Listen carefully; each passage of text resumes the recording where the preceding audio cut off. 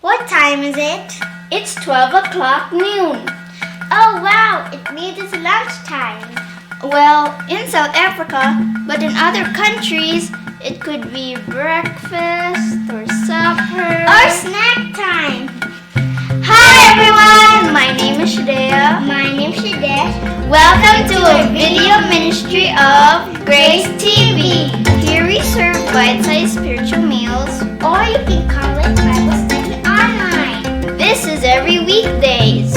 From Tuesday until Friday. So wherever you are in the world, Before having anything else, Soul Food First! Now on Season 2!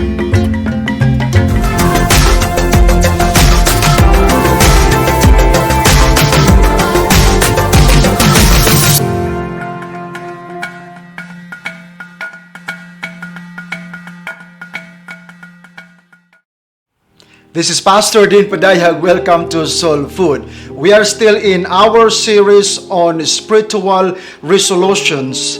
Yesterday, we talked about making spiritual resolutions in the way we act or in what we do. We learned that as believers, we must consciously act and intentionally do what is glorifying to God and edifying to others. We should not just listen and learn and believe, but also do the things that we have received.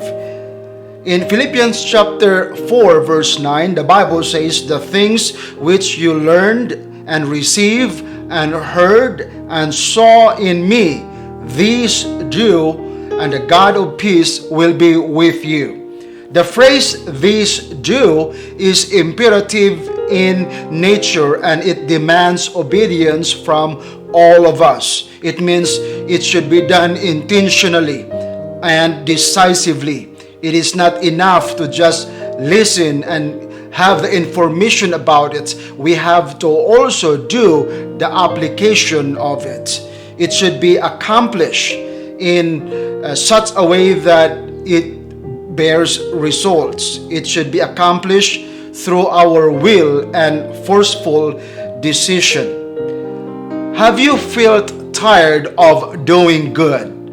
It is not easy to do good, we know that, especially when the good things we are doing, they are not recognized and they are not rewarded. That is why the Bible constantly reminds us that we should not grow weary in doing good. It says in Galatians chapter 6 verses 9 and 10, the Bible says, "And let us not grow weary while doing good, for in due season we shall reap if we do not lose heart. Therefore, as we have opportunity, let us do good to all, especially to those who are of the household of faith." Now, today we will learn a lesson on the importance and value, even power of spiritual resolution or decision from a very powerful story of the Good Samaritan in the book of Luke chapter 10. The parable of the Good Samaritan tells a story of a man traveling from Jerusalem to Jericho. In Luke chapter 10 verse 30, the Bible says, "Then Jesus answered and said, A certain man went down from Jerusalem to Jericho and fell among thieves, who stripped him of his clothing, wounded him, and departed, leaving him half dead." Now, we have a man here who was brutally attacked, robbed of his things, and left on the road in desperate need.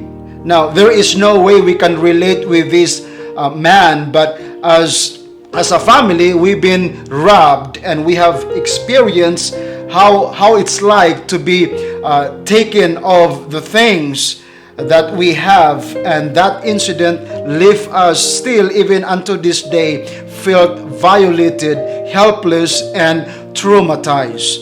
Then in verse 31, the Bible says, "Now by chance a certain priest came down that road, and he saw him," meaning the priest saw the man who was robbed.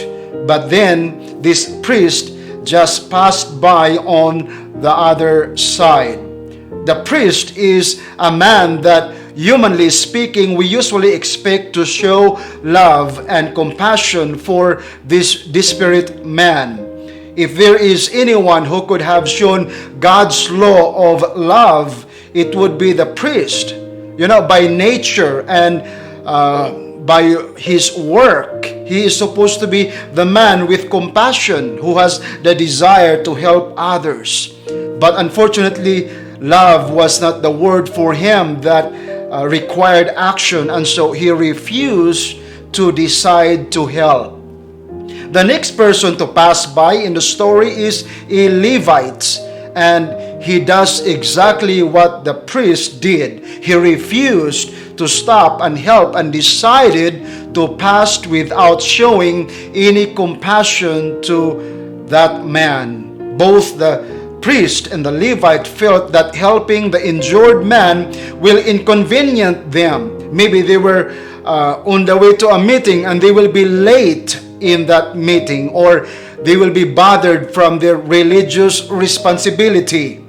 Maybe they do not want their robes to get stained from the blood of that man.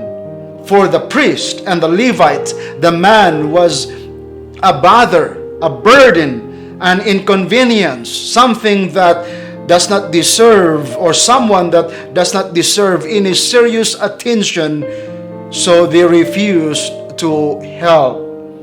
How many times we find ourselves on the same shoes with the priest and the Levite, despite our capacity, ability, and availability to help, yet we choose not to, thinking that it will not make any difference.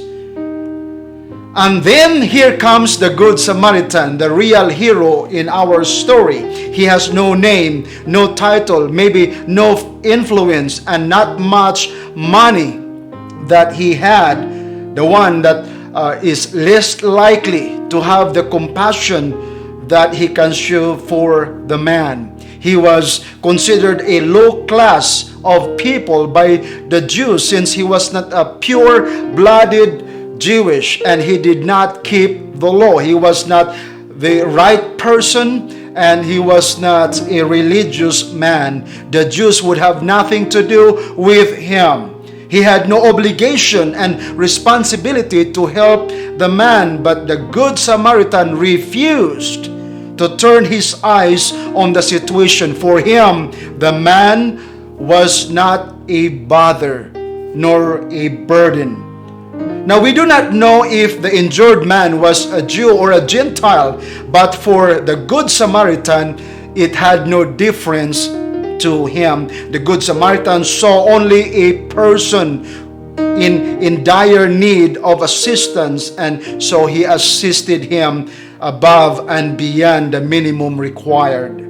He dresses the man's wounds with wine to disinfect him and put oil to soothe the pain. He puts the man on his animal and takes him to an inn for a time of healing and pays the innkeeper with his own money.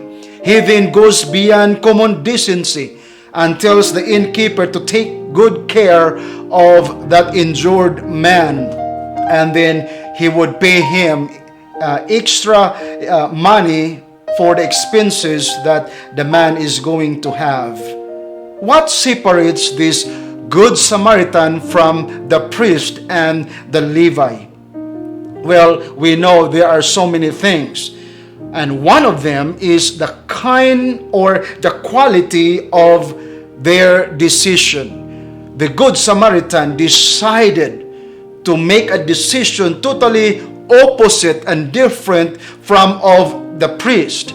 The priest decided not to help. The Levite decided not to help. But the Good Samaritan decided. He made a decision too, but he decided to make a positive impact, a positive decision, a spiritual resolution. And that resolution changed the life of the injured man, and also that resolution changed his own life. Now, which one among the three that we can relate to, or which one are we among the three?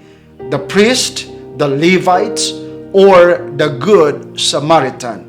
Well, you can answer that question. I hope that we will have the same characteristic, the same attitude, and the same decision that which of the Samaritan did.